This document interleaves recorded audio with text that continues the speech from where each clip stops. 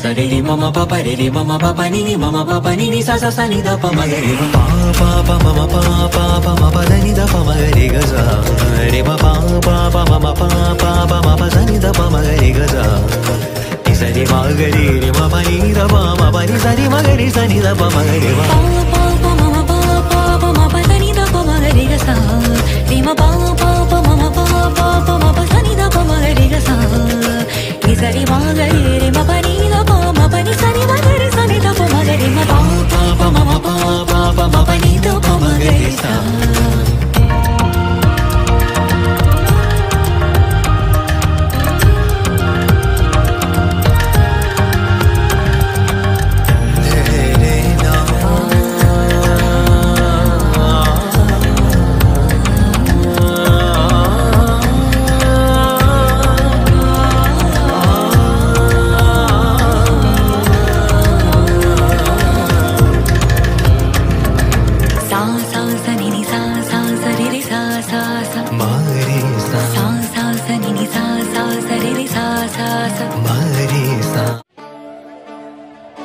কলকাতার দুর্গাপুজো সম্পর্কে আমাদের সকলেরই কম বেশি ধারণা আছে, তবে চন্দননগরের জগদ্ধাত্রী পুজো সম্পর্কে অনেকেই আজও শুধু নামটাই শুনেছেন। তাই আজ আমি সেই সকল মানুষের জন্য চন্দননগরের কিছু বিশেষ বিশেষ পুজো, জগদ্ধাত্রী পুজোর ছবি তুলে ধরলাম। আমি শ্যামনগরের ঘাট পেরিয়ে চন্দননগরের রানীঘাট থেকে আজকের এই জগদ্ধাত্রী পুজো অভিযান শুরু করেছিলাম। চন্দননগরের এই রানীঘাটে আপনারা নামলে খুব সামনেই চন্দননগরের বাগবাজার, চন্দননগরের বড় বাজার, এসব বিখ্যাত জগদ্ধাত্রী পুজো মণ্ডপগুলি খুব সহজেই দেখতে পারবেন। 12 মাসে 13 পার্বণ, আমাদের কাছে এই কথাটা একদম প্রযোজ্য। এই দেখুন না, দুর্গাপুজো, কালী পুজো কাটতে না কাটতেই চন্দননগরের এই জগদ্ধাত্রী পুজো আবার আমাদেরকে উৎসবে ফিরতে বাধ্য করে। মনোমুগ্ধকর লাইটিং, চারিদিকে মানুষের জমজমাট, এই সব কিছু যেন মানুষকে নতুন করে আবার উৎসবে ফিরতে বাধ্য করে। এই দেখুন চারিদিকে এই ভিড় তারই প্রমাণ দেয়।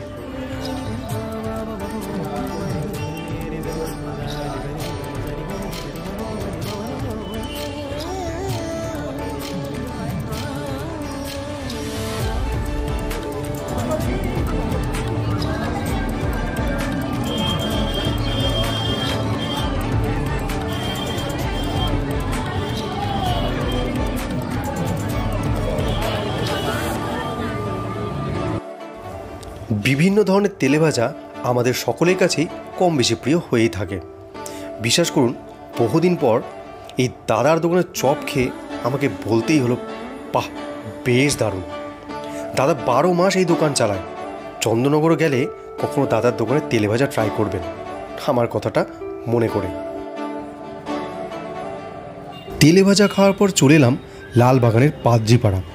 আর পাদ্রিপাড়া লাইটিং, তার সঙ্গে এইখানকার পুজোর থিম যে কী দারুণ হয়েছে সেটা আপনারা একবার নিজের চোখেই দেখে নিন।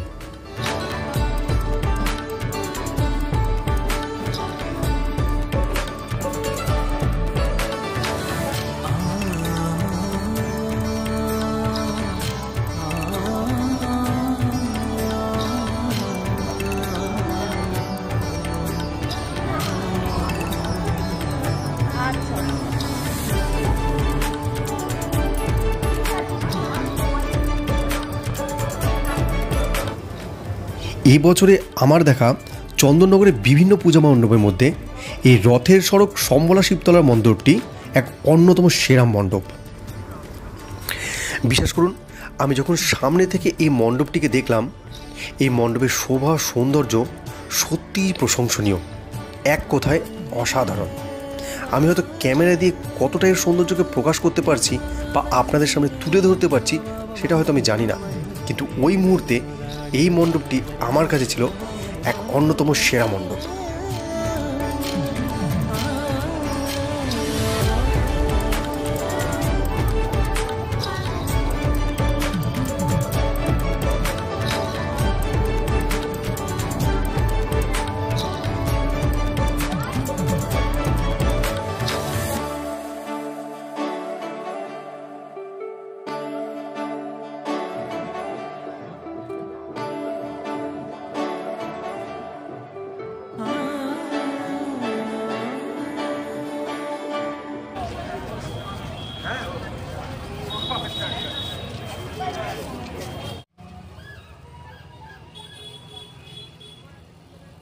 এই যে লাইটগুলো আপনারা দেখছেন, এগুলো অ্যাকচুয়ালি ভাসানের জন্য প্রস্তুত করা হচ্ছে।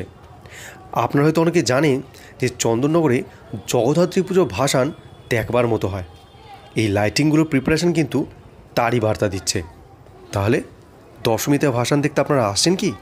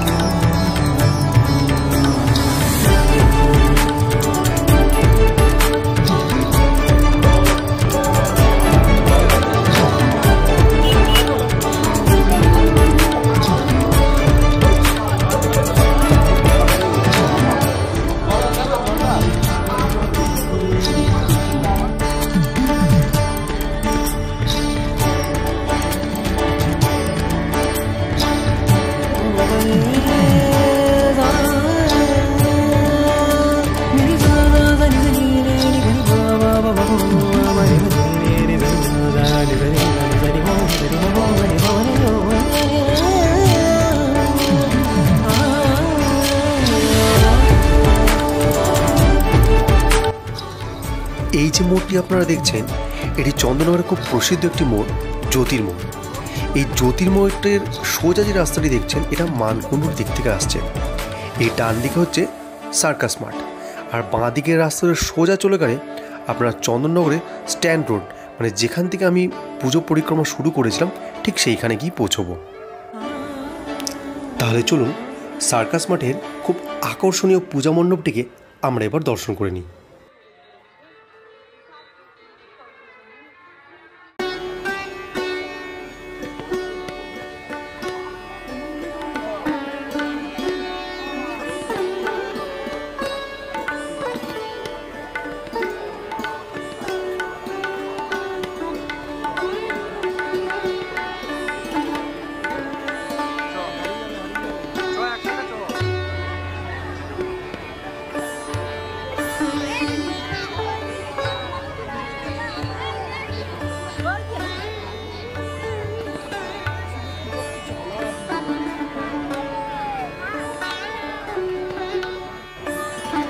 আজ এই মুহূর্তে একটা কথা আমার খুব বলতে ইচ্ছা করছে।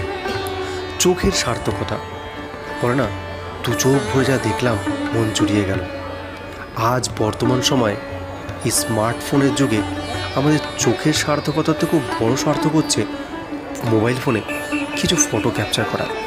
তাই দেখুন, এই প্যান্ডেল এর যে সৌন্দর্য, এটা খালি চোখে উপভোগ করতে, দর্শন করতে, দেখতে যে সময়টা লাগে, মানুষের হাতে কিন্তু সেই সময়টা নেই। তারা প্রত্যেকটা মুহূর্তেই ক্যামেরাতে এই সৌন্দর্য তারা বন্দি করতে ব্যস্ত। সুতরাং চোখের সার্থকতা হয়তো এই স্মার্টফোনের কাছে অনেক দিন আগেই হারিয়ে গেছে।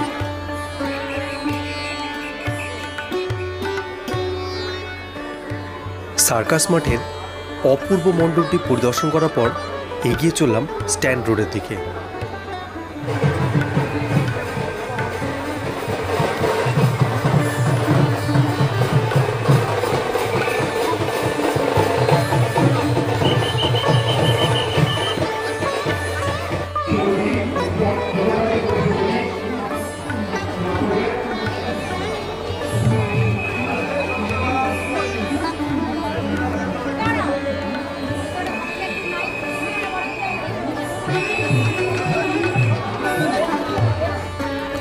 মণ্ডপ পরিদর্শন করতে করতে পেট আমাদেরকে বুঝিয়ে দিল খিদের কথা। তাই ঝটপট পেটকে সন্তুষ্ট করতে এখানে চলে এলাম। তবে এখানকার খাবার খাওয়ার পর আমাদের যে একদম হজম হয়নি, সেটা আপনারা একটু পরেই বুঝতে পারবেন। এই অস্থায়ী রেস্টুরেন্টের মালিক মহাশয় খাবার শেষে আমাদেরকে বিল ধরালেন 560 টাকা। তো দাম জিজ্ঞাসা করতে ইনি আমাদেরকে বললেন যে স্বল্প বিস্তর কিছু পনির নিয়ে 1 প্লেট চাউমিনের দাম হচ্ছে 180 টাকা। যেটা শুনে আমাদের পেটে থাকা চাউমিন দৌড়তে লাগলো। তো তাই আপনাদেরকে আগে থেকেই সজাগ করে দিলাম, যখনই কোনো জায়গায় মানে এরকম অস্থায়ী জায়গায় খাবার খেতে যাবেন অবশ্যই খাবার আগে দাম জিজ্ঞাসা করে নেবেন।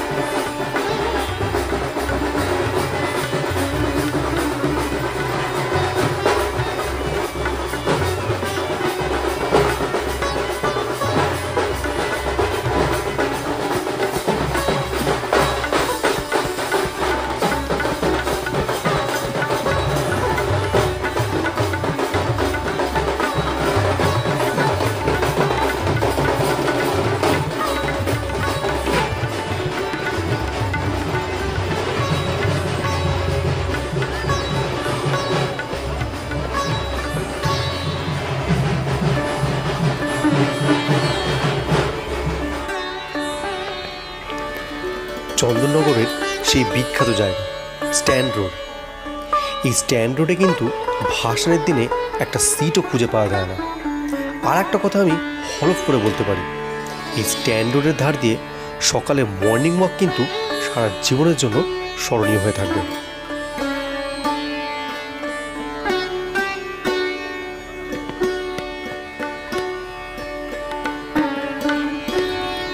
অষ্টমীর সন্ধ্যায় প্রায় 7 ঘন্টা আমরা 4 জন মানুষ এই চন্দননগরের মণ্ডপ পরিদর্শন করছিলাম। তো বুঝতেই পারছেন যতই ক্লান্ত বোধ করছি। তো এই ক্লান্ত অবস্থায় আমরা স্ট্যান্ড রোডের পাশ দিয়ে হাঁটতে হাঁটতে বেশ সুন্দর কিছু মুহূর্তকে ক্যাপচার করেছিলাম, যেগুলো আমি আপনাদের সামনে তুলে ধরলাম। আর ঠিক এই সময়ই আমি দেখে নিলাম একটা চমৎকার দৃশ্য। চলুন দেখে নেওয়া যাক।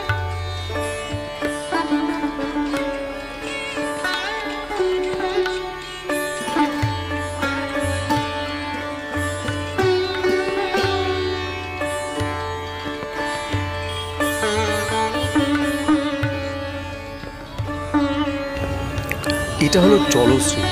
তো জলশ্রী সম্পর্কে যারা জানেন না তাদের উদ্দেশ্যে আমি জানিয়ে দিই, জলশ্রী হলো চন্দননগরের এই রানীঘাটের বুকে একটি ফ্লোটিং রেস্টুরেন্ট। এখানে আপনারা বুক করে এসে একটা সন্ধ্যা খুব সুন্দরভাবে কাটাতে পারেন। এখানকার খাবার দাম দর কীরকম সেটা আপনারা ফোন করে জেনে নিতেই পারেন। আমি আমার ডিসক্রিপশান বক্সে দিয়ে রাখবো, আপনার দরকার পড়লে কল করে নিতে পারেন।